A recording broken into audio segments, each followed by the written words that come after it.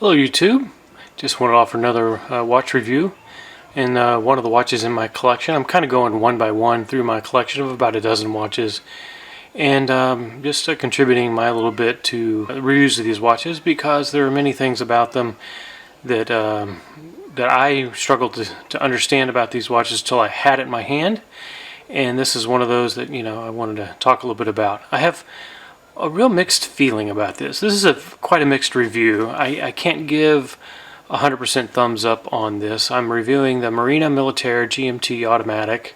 This is basically a Parnis brand watch, though some places Parnis and Marina Militare are treated the same, and some places you see it sort of treated as a standalone brand. But they're pretty much the same. They're a Chinese watch. First of all, let me talk about the fact that this is, of course, an homage watch. And as I've said in my other reviews, that's how I sort of started in the watch thing, buying a lot of homage watches. I was fascinated by the story behind the original watches, and this, of course, has a great story. It's the Panerai.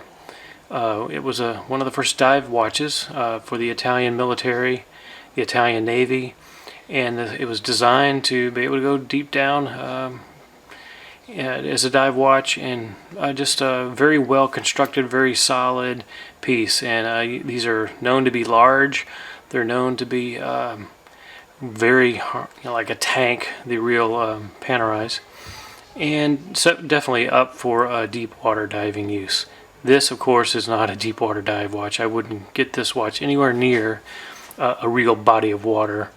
Just the case back is got a little tiny little seal that's that I can't imagine is going to keep a whole lot of water pressure out. Yeah, I don't. What does that say? 300 meter? Yeah, maybe not. But let me tell you about going back to the homage thing.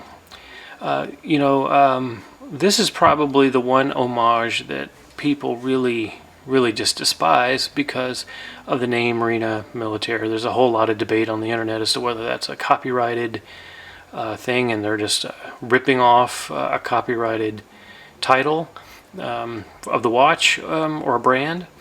And instead, some folks say that no, it's a public domain kind of title, standing for the Italian Navy, and can be used in a watch like this. So on the spectrum of homage to fake, I would put this a little bit in the middle with a slight lean towards homage. It's definitely not a fake, no matter what kind of emotional responses people give, because as far as I know, I've never seen an actual Panerai that looked exactly like this on the dial. If it were a fake, it would be an exact replica.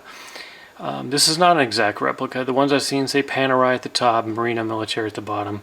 But is it close and is it questionable? Absolutely. So I would put it somewhere between a fake and an homage. I bought it by accident. I actually didn't mean to buy this watch. I saw it on... I'd been doing a lot of reading about Panerai, and I saw this watch on eBay selling for... my bid was $61. And as I placed the bid, I thought this would go up to at least 80 or 90. I wasn't even going to submit another bid. And a few days later, what do you know? I've won a $61 watch. So, 3-4 weeks later, it goes across the great blue ocean and it lands in my house. Open it up, and I was surprised on the surface at the level of quality that this watch had, and even more surprised at the beautiful look of the watch. I kind of thought Panerais were pretty ugly. I didn't know why anybody would pay $8,000 or $10,000 for Panerai. But when I first put it on, I thought, oh my goodness, it was one of those watches where I thought, I can see why you'd buy a Panerai and never buy anything else and just wear it all the time. On my 7 1/4 inch wrist, this is I believe a 44 millimeter. And it's a hefty beast. It's my biggest watch. It really stands out in the watch box. Man, I just loved it, and I could finally see why people love the Panerai brand. I mean, it was just an awesome watch to behold. So I had an instant love with this watch. But then over time that began to fade, and that's kind of what I want to talk about, is what about this watch really I thought was troublesome. And first let me begin by saying this was not the original strap. The original strap was black rubber, and let me show you that to you real quick. And this is the strap it came with. Not bad quality. I actually like the look with it, but as time wore on, I kept seeing this green lume, green dial, greenish nature of the dial, and thought, man, this would look great with a green leather strap of some sort. This is actually a cheap AliExpress $10 band that I bought. As you can see, it's a aftermarket ripoff, tend to be supposed to be for Panerai. I guess that you could just outright call a fake. I doubt I bought an authentic one for $10. So I thought the green color, I just took a gamble on it. It's hard to tell on the internet exactly what you're getting, but boy, it just looks good with the green dial, and this has never come off since. I will also tell you, just as far as the band, this can also be purchased with or you can also find it with a stainless steel bracelet that is designed for this, that really is the Panerai bracelet look. I ended up buying it. It was $55, so I paid almost as much for the bracelet as I did the watch. I ended up selling it because my father-in-law just loved this watch. He loves huge watches, so he bought 2 of these off of eBay. Ended up getting those, and he just loved my bracelet so much I gave it to him as a Father's Day gift, and so now he has it, and it just looks really, really awesome on the watch. But together, this with the stainless steel bracelet makes for one hefty watch. So if you want a hefty look, beefy look that looks classy still, man, it's a great look. But again, you're going to pay a little price for it. Now, so let me talk about what holds me back on this watch. Well, there's a brief history. I first got this watch, fell in love with it, and this protection guard snaps back, and then you begin to wind it. And then I would pull it out and set the watch, and I noticed I was really having a hard time pulling this out, and I would have to turn, tweak, and adjust and pull, and it'd finally line up the right way that would pull out, and I'd be able to set the watch. And one day it stopped, and I had to pull, and I couldn't get it to. It was just stuck. So I twisted, turned it, and long story short, I found myself pulling too hard and breaking the stem, the crown off of the stem.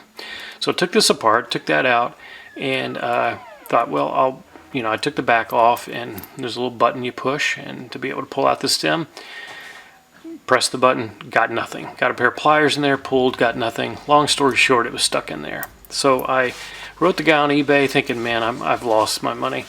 And he graciously said, hey, look, mail this back to me. And I did. I was out $10 mailing this back. And he sent me out another one. So 30 days back across the ocean, he gets a new one, ships it back, and this is what arrives. So I thought, okay, well, I'm going to be careful with this time. I'm realizing this is not, this is not Panerai quality here. This is cheap Chinese quality. Well, one day I pulled this open and began to wind the watch, and I felt it come loose. And I unscrewed this, took the protector off, and found that the stem had broken. So I was really ticked. This was, if you cut the stem in the wrong place, or if you have it too long, this crown sticks a little too far out. When you push this in, you can see it puts pressure on there, and it can bend, and I think it had too much pressure and broke the stem. So it broke the stem off into the crown. So wrote him again. Well, he kindly sent me a new stem and a new crown, which took the watch back off and was able to just gently remove that. And I very carefully cut the new stem, because the new stem came way out, and I just cut it little by little till I got it exactly right with exactly the right tension. And So far, so good. It's been good. But I will tell you, that experience really bummed me out because I've been very, very careful with this watch. I baby a watch that I shouldn't have to baby. And so this watch, I do wind it. I've gotten a little more courageous with how I use it. I do pull out the crown and set the watch when I need to. I am at the point where, if this craps out, it craps out. But at this point, I'm not going to sell it. I don't want to put this in somebody else's hands and somebody else have a problem with it. But so far, this stem and crown has been doing fine. And so I reached the point where, my father-in-law has his, and the only time I really wear it is when I'm around him, and we can do our fake Panerai wrist shot together. And he loves the watch. I love the look of the watch. And so I do wear it. I wear it a couple of times a month on the weekend, just, something that matches my clothes. It's greenish. And then, we wear it around him. But that, again, was a deep concern for me. And then the other part was movement. Let me show you what the movement looks like. Nothing really to write home about. Very small. I was surprised at the size of it. There's more spacer in there than there is in movement. So I was a little underwhelmed by this movement. I was too lazy to really look up what movement it is, but just wanted you to see you're getting a really basic movement. If you guys have any ideas about this movement, what's in there, I've looked it up before. Sorry I didn't do it this time. It's very functional, but not very beautiful and nothing impressive to look at. I will tell you, I did take the regulator and adjust. This was a little bit fast, a little bit slow. I can't remember, and I did adjust it. And I tell you, today I checked the time, and it's probably about 2 or 3 weeks ago that I set the time, and today I was about 5 or 6 seconds slow, and that's after 3 weeks. So what am I losing? Maybe a couple of seconds a week on this watch. Now, of course, it's just sitting in my watch box. Yeah. So quality-wise, again, you're getting Chinese quality here. The 24 is not exactly lined up with the 12. That kind of bugs me. You'll see the 12 is a little bit to the left of the 6. I'm not happy with that. So that's what you're getting for $61 Chinese watch. One thing that does impress me, let me tell you what impresses me about the watch, besides the steel case, which I think is a tank. What also impresses me is the dial is a beautiful dial. You can get the sandwich dial, and that's always classic, but I went with this. This is painted on loom, and you've got the little grooves in the dial, and I just love the way it shines, love the way it looks, and I think you get just a classy look with this watch. One thing that really impressed me with this is the way the date advances. This is not one of those that starts at 10 o'clock and ends up flipping around 3 a.m.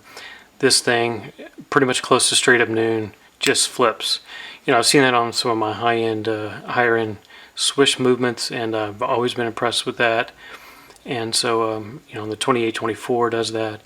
So this does it too. So you do get that. So that's pretty impressive. The Cyclops is the absolute biggest disappointment of this watch, besides it breaking on me. I can't tell that magnifies much at all. The loom, forget it. It's when you come in out of the sun, boy, it's glowing, but it fades so quickly that it's no good for nighttime use. It's good for maybe 30 seconds after you walk in from a bright room to a dark room, and then you can just forget about it. One more thing to tell you about this watch: the rotor inside was so freaking noisy when I bought it. It has calmed down a little bit. I had a white Marina Militare that I had for a while before I sold it, and it was absolutely horrifyingly noisy. This one's not as bad. But this is a unidirectional rotor, meaning that it only winds it going in one direction. So you can hear it winding the watch going one way, and then when it flips the other way, it just spins like a top. And so you'll be walking around, sling your arm, you'll hear it wind, or you'll hear it just spin like crazy, which it's doing right now. Why would you want to buy this watch? If you can get it for $61 and you're going to wear it rarely, it's not a bad watch. Just be very careful. Unfortunately, it's not a watch you can just really rough with when you're winding the watch or you're setting the time. Be very careful with that stem and crown. And like me, I've learned to baby it. I'm very careful how I do that. And otherwise the watch it's a beautiful watch. But I would tell you, if you really like this style, I'd recommend you double that and get you a couple of $100 version that's going to have a little. There's some out there they're a little better off, better quality. But I've decided I'm just going to keep this watch. My father-in-law, hey, he loves it when I wear it, so I'll wear it around him for Thanksgiving and Christmas. Well, it'll give us something to talk about. And my experiment is to see how long this lasts. And if it craps out on me anytime, as long as YouTube is still alive and my video is still there, I'll put a note in the description letting you know that it finally crapped out on me. And we'll see how long it goes. Alright YouTube, thanks again for watching. If you have any questions or comments, just please post them down below. Appreciate it, and have a great day.